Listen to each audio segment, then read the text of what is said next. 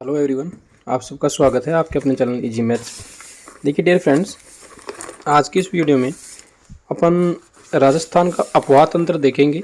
यानी कि राजस्थान का अपवाह तंत्र का मतलब राजस्थान की नदियाँ, राजस्थान की झीलें और राजस्थान के बांध और एनीकट वगैरह, ये सब चीज़ें आज के इस वीडियो में देखेंगे। आज के इस वीडियो में फ्रेंड्स अपन लोग सिर्फ दो ही चीज़ें देखेंगे, राजस्थान की नदियाँ, ठीक है, और राजस्थान की झीलें, ठीक है ना। नेक्स्ट वीडियो में मैं आपको राजस्थान के बांध और एनीकट वगैरह, तालाब वगैरह, सागर वगैरह, ये चीज़ें भी मैं आपको करवा दूंगा। हालांकि रीटमेंस के अंदर आपको पता है राजस्थान का अपवाह तंत्र दे रखा है, उसके आगे लिखा हुआ है राजस्थान की नदियाँ, झीलें, बांध, एनीकट और जितनी भी जल की परियोजनाएं हैं वो भी दे रखी हैं, ठीक है ना। तो अपना एक वीडियो और बनेगा इसके बाद में। आप वीडियो को, अगर आपको वीडियो अच्छा लगे तो वीडियो को लाइक शेयर जरूर कर देना और सब्सक्राइब चैनल को जरूर करके जाना। तो चलिए अपन स्टार्ट करते हैं फ्रेंड्स। अपन ने इस वीडियो के अंदर मैं वही चीज़ें लेके आया हूँ जो एग्जाम के पॉइंट ऑफ व्यू से महत्वपूर्ण है, ठीक है ना। बाकी की चीज़ें मैं यहाँ पर नहीं लेके आया हूँ। तो देखिए राजस्थान की झीलें और नदियाँ, तो सबसे पहले हम देखेंगे राजस्थान की नदियों के बारे में। तो देखो चंबल और माही राजस्थान की बारहमासी नदियाँ हैं, ठीक है ना। दोनों ही बारहमासी हैं, यानी कि दोनों ही पूरी साल भर बहती हैं। राजस्थान की नदी अपोहा प्रणाली अरावली पर्वत श्रृंखला द्वारा निर्मित है, जो राजस्थान की नदियों को दो भागों में विभाजित करता है, ठीक है ना। इस प्रकार से हम कह सकते हैं कि राजस्थान की जो नदियां हैं वो मुख्यतः तीन भागों में इनको बांटा गया है। तीन भाग कौन कौन से, जो आप सब पहले से परिचित हैं इन चीज़ों से, कि एक तो वो नदियां जो अपना पानी बंगाल की खाड़ी में ले जाती हैं। तो बंगाल की खाड़ी में गिरने वाली सबसे पहली नदी आती है आपकी चंबल, और ये राजस्थान की सबसे बड़ी नदी भी है। अपवाह क्षेत्र के हिसाब से राजस्थान की जो बनास नदी है ये बड़ी है, जबकि लंबाई के हिसाब से चंबल नदी राजस्थान की सबसे बड़ी नदी है। इस नदी को आपको पता है, इसको कामधेनु भी कहते हैं। कामधेनु के अलावा इसको बारहमासी, इसके अलावा इसको चमन्यवती नदी भी कहा जाता है। इसका उद्भव कहाँ से होता है, तो देखो एमपी के महू जो एमपी का जो महू जो शहर है में मानपुरा के पास जानापाव पहाड़ियों से इसका उद्गम होता है। यह राजस्थान में चौरासीगढ़ के पास प्रवेश करती है, और चौरासीगढ़ आपका चित्तौड़ में पड़ता है फ्रेंड्स।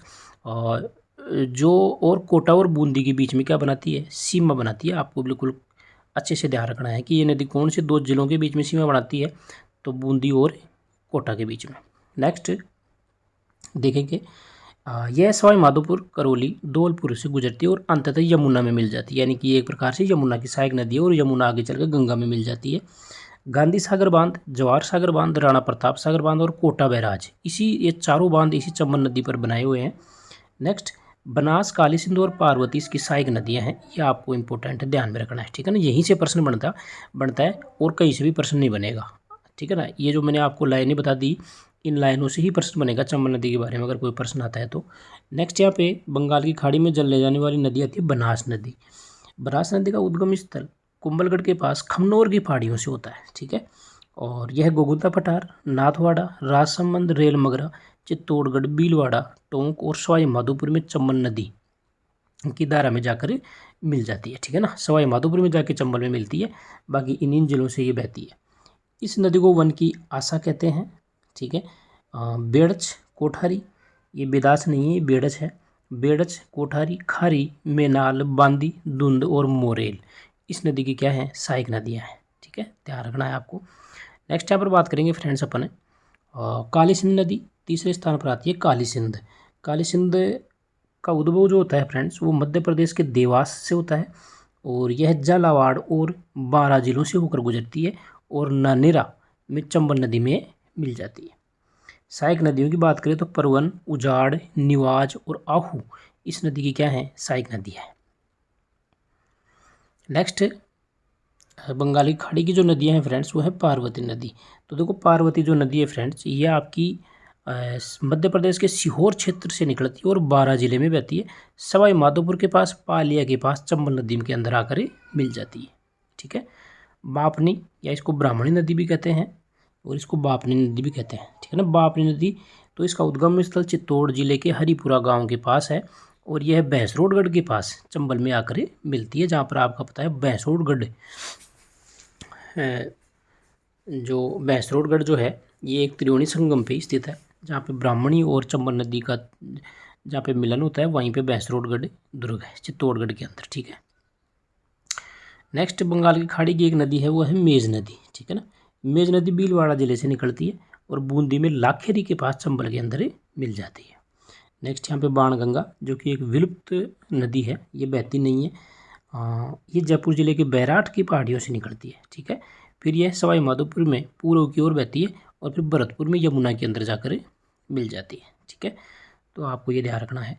नेक्स्ट यहाँ पर पढ़ेंगे फ्रेंड्स अपन अरब सागर में गिरने वाली नदियाँ कौन कौन सी है, मेन नदियों के बारे में पढ़ेंगे। तो देखो सबसे पहले अरब सागर में जो नदी गिरती है वो आपकी आती है लूनी नदी, ठीक है।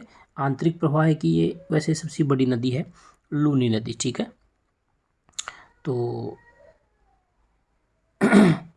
यहाँ पे देखो ये कहाँ से निकलती है, तो अजमेर की नाग पहाड़ियों से ये निकलती है और इसके बाद यह जोधपुर, पाली, बाड़मेर, जालोर की ओर बहती हुई गुजरात के कच्छ में प्रवेश करती है, ठीक है। इसकी लंबाई की बात करें तो 320 किलोमीटर की यात्रा करती है ये टोटल। और इसका पानी बालोतरा, बाड़मेर में जो बालोतरा पड़ता है वहाँ तक तो मीठा है, फिर उसके आगे खारा हो जाता है। कई बार एग्जाम में प्रश्न है कि लूनी नदी का पानी कहाँ से खारा होता है, तो बालोतरा तक तो मीठा होता है, आगे जाके खारा हो जाता है। जवाई, लीलादी, मीठड़ी, सूकड़ी, बांडी और सागी इस नदी की लूनी की क्या है भाई, सहायक नदी है। देखो यहाँ पर कंफ्यूज होता है, सागी नदी लूनी की सहायक है, जबकि जो साबी नदी है ना, साबी, ये माही की सहायक नदी है, ये आपको ध्यान रखना है। माही नदी, तो माही नदी के बारे में बात करें तो ये मध्य प्रदेश के महू की पहाड़ियों से निकलती है और राजस्थान के बांसवाड़ा जिले में प्रवेश करती है, ठीक है ना। सबसे पहले यह बांसवाड़ा डूंगरपुर के बीच सीमा बनाती है और गुजरात में प्रवेश करती है और खंबात की खाड़ी जो है वहाँ पर अपनी यात्रा समाप्त कर देती है। माही बजाज सागर बांध का निर्माण बांसवाड़ा के पास इस नदी पर ही किया गया है। इसकी मुख्य सहायक नदियाँ सोम, माही, जाखम, अनास, चाप और मोरेन नदियाँ हैं, ये आपको ध्यान रखना है। नेक्स्ट यहाँ पर अरब सागर में गिरने वाली तीसरी नदी आती है साबरमती। साबरमती नदी उदयपुर के पास से निकलती है और सिरोही में बहती है, फिर गुजरात में ये क्या करती है, प्रवेश करती है और अंत तक खंबात की खाड़ी में अपना जल ले जाती है। प्रारंभिक चरण में इसे वाकल नदी कहा जाता है, ठीक है ना। साबरमती नदी को ही वाकल कहते हैं प्रारंभिक चरण के अंदर। अब हम देखेंगे अंतर्देशीय नदी। अंतर्देशीय नदी का मतलब होता है फ्रेंड्स, ये अंतर्प्रवाही की नदी है, ठीक है ना, यानी कि अंतर्प्रवाही का मतलब नीचे बहने वाली। तो सबसे पहली नदी आती है कांतली नदी। कांतली नदी आपको पता है सीकर जिले की खंडेला की पहाड़ियों से निकलती है, श्री माधोपुर से, ठीक है।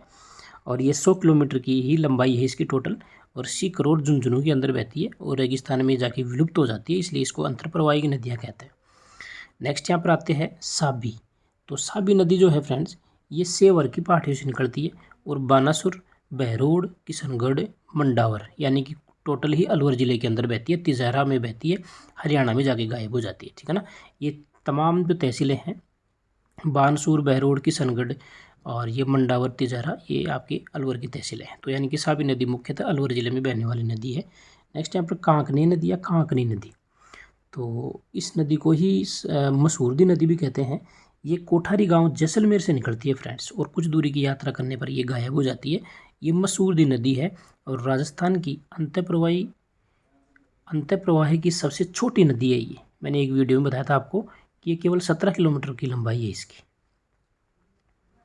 नेक्स्ट टाइम पर बात करेंगे घग्गर नदी।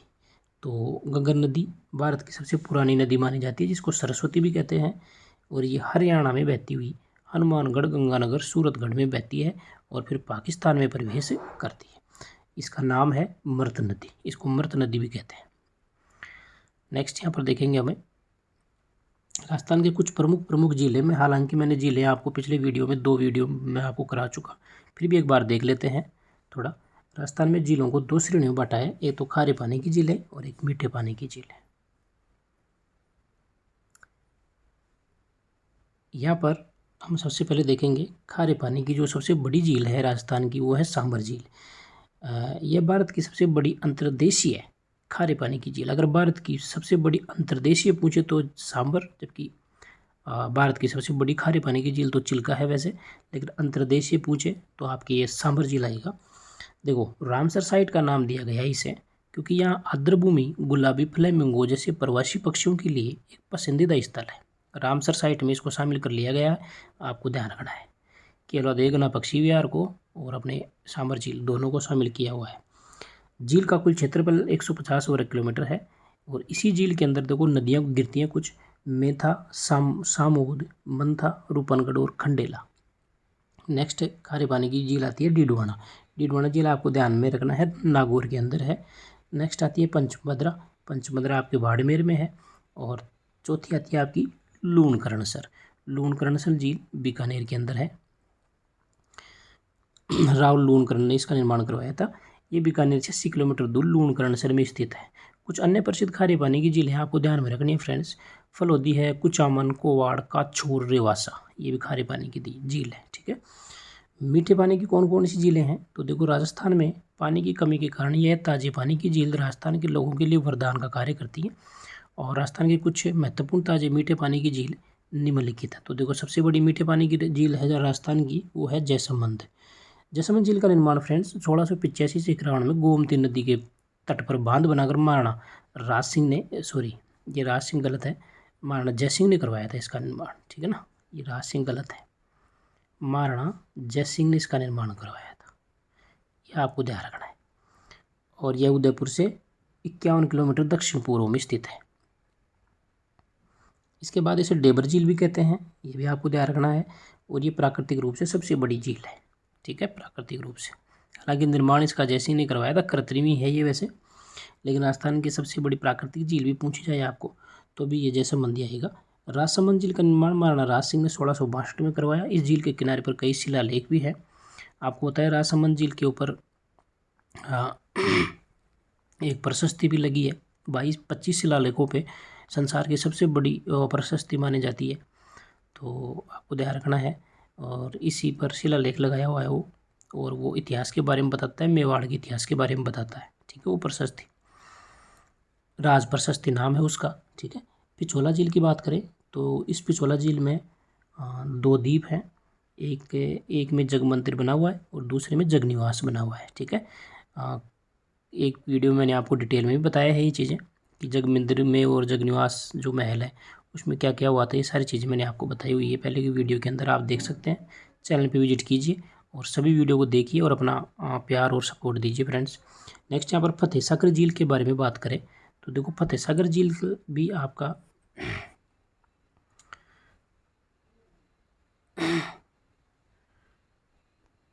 उदयपुर में ही है ये। ठीक है ना, महाराणा फतेह सिंह ने इसका निर्माण करवाया था। आना सागर झील, आना सागर झील अजमेर के चौहान वंश के शासक थे अर्णोराज, उन्होंने ये अजमेर के अंदर बनवाई थी आना जी ने। और इसके किनारे क्या स्थित है भाई, दौलत बाग, या इसको सुभाष उद्यान भी कहते हैं, ये स्थित है। पुष्कर झील, पुष्कर झील आप सबको पता है अजमेर के अंदर है ये। ठीक है, और प्राकृतिक झील है। रंगनाथ जी का मंदिर, ब्रह्मा जी का मंदिर एकमात्र, इसके अलावा दीपदान किया जाता है यहाँ पर, और यहाँ पर राजस्थान का रंगील मेला भी लगता है। ठीक है, ये सारी चीज़ें यहाँ इसी से संबंधित हैं। सिलीसेट के बारे में बात करें तो ये अलवर ज़िले में स्थित है, अरावली श्रेणी के बीच में। कुछ अन्य प्रसिद्ध झीलें भी आपको थोड़े यहाँ पर थोड़ा मोटा मोटा सा ध्यान रखना है। नवलखा झील बूंदी में है, कोलायत झील बीकानेर में, शिवसागर डूंगरपुर, गलता और रामगढ़ जयपुर में, बालसमंद झील जोधपुर में, और कायलाना झील भी आपकी जोधपुर के अंदर है। ये कुछ मीठे पानी की अन्य झीलें हैं। तो मेरा वीडियो आपको देने का मकसद यही था कि अगर आप चीज़ों को भूल जाएं, चीज़ों को नहीं भूलें, इसके लिए बार बार थोड़ा थोड़ा आप रिपीट करते रहें। ठीक है ना। देखो वीडियो सिर्फ 10-12 मिनट का वीडियो हुआ है, 10-12 मिनट में आपके कई नदियाँ और जो ज़िले हैं वो रिवाइज हो चुकी हैं। ठीक है फ्रेंड्स, इतना सा समय हम लोग बहुत सारी चीज़ों में, अनावश्यक चीज़ों में ख़राब कर देते हैं, कई घंटों ख़राब कर देते हैं। तो मेरा तो मकसद यही है कि अगर आप 2026 में बेहतर सिलेक्शन चाहते हैं 25-26 में, तो आप इस तरह से चीज़ों को रिवाइज करते रहें। अगर वीडियो अच्छा लगे तो चैनल को आप सब्सक्राइब ज़रूर कर लेना। Thank you.